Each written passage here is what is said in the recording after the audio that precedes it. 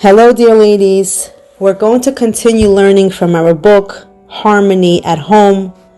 And the name of the chapter we're up to is called Heartaches.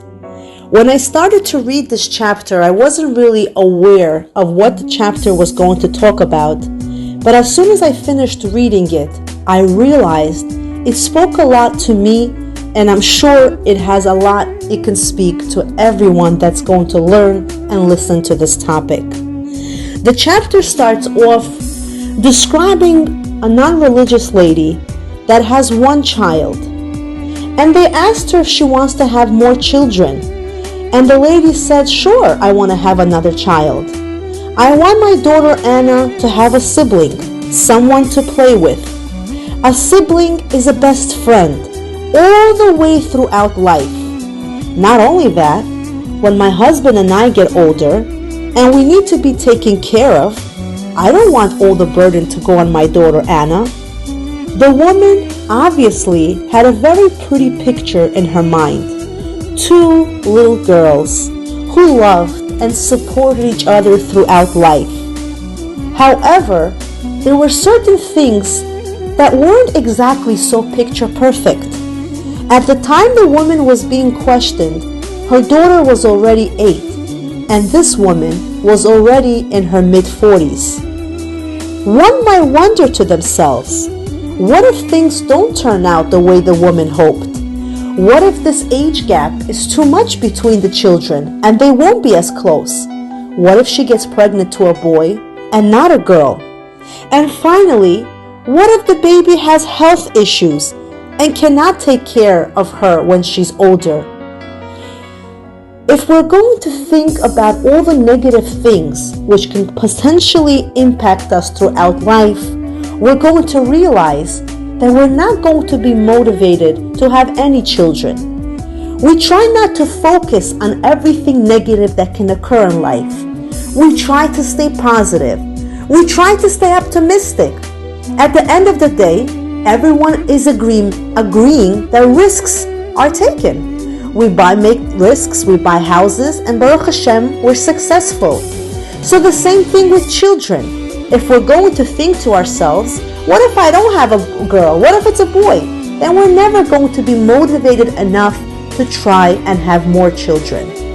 And this is when we start talking about reality.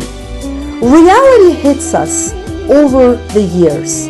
The more children we have, the more we realize what reality really is.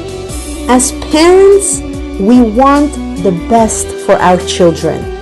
We have hopes and dreams. A lot of our hopes and dreams come true. We invest so much into each one of our children. But realistically speaking, parenting doesn't always guarantee 100% of a result. No matter how good of a parent you are, not everything is in your hands. One of the most excruciating things to watch for a parent is to see their child struggle. And you may think to yourself, why is this topic so important to talk about? It sounds pretty negative. If we're going to worry about our children having suffering and challenges, then why should we want to have children? And this is why I found this topic to be especially helpful. It's an eye-opening topic where we realize as parents how much the smallest challenges our children go through have an impact on our daily lives. For example, we talk about a scenario of a mother talking about her 7-year-old child who is struggling at school. He has no friends. One boy is constantly picking on her son. The child is already failing a lot of his tests. The poor guy is miserable, and the mother's heart is aching for her child. Even though the mother may have 5 to 10 children, this one child alone is enough to make her feel so sad and feel like maybe she didn't do everything she was supposed to do as a mother. And then you have another scenario of a 19-year-old boy who had already been to rehab twice. Everyone else in his family seems to be doing well. But the mother says, even though all my other children seem to be doing perfectly well, I haven't slept well in so many weeks. I worry about this child.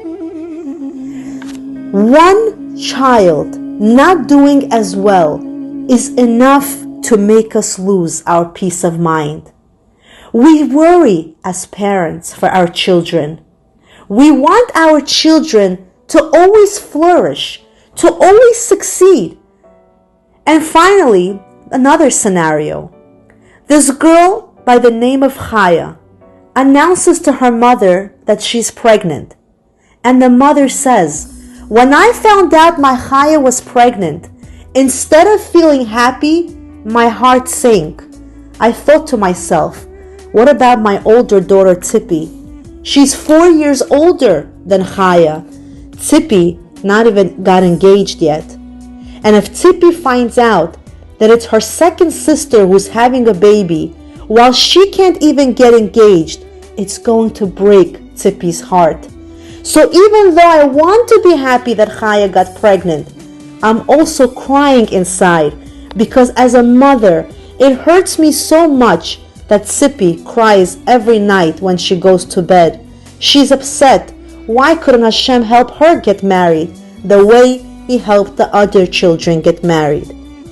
Although it's understandable that parents are always going to have pain for their children's pain, how do we turn our pain into something more positive? Is it our job to ensure that everything is going to be nice and smooth? Are we able to guarantee for our children that we're going to make sure they're never going to have a challenge? And the answer is no. Challenges are a normal process of life. The way we help build our children through their challenges and the way we ourselves are going to feel comforted when our children get challenges is to help our child realize that everybody goes through something. Every person goes through their own set of difficulties. All the difficulties in life are temporary. Be the safety guide for your child. When your child feels like drowning and you as a parent are that life jacket that you throw on your child's back, you will already find the comfort your child needs. If your child ever had to go to the psychiatrist and the psychiatrist asks your child, who was there for you when you were in pain? And your child was able to say, my mother and father were the ones that were always there for me, then you have accomplished your role as a parent. And second of all, when we're parents, we need to understand that we are not in control over everything. We might be the best parents and go into every single parenting lecture and read every single parenting book. At the end of the day, God is the ultimate parent. God runs the world and He knows what's best for us. What's best for us in our mind may not necessarily be the best for us in reality. Partner yourself with the one above. Every day as a parent, when you see your child struggling, instead of feeling hopeless, crying yourself to bed, and worrying, partner up with God and say, me and you are 50-50. I'm 50% of a parent, and you're the other 50%. Help my child, dear God. I surrender. I leave His challenges up to you. And when you do that, you will already see that you're not going to cry yourself to bed, and you won't feel disappointed when your child goes through certain challenges. I hope this was a very helpful topic. I found it to be very helpful for myself. So I hope this inspired you. Thank you so much for listening. Have a good day.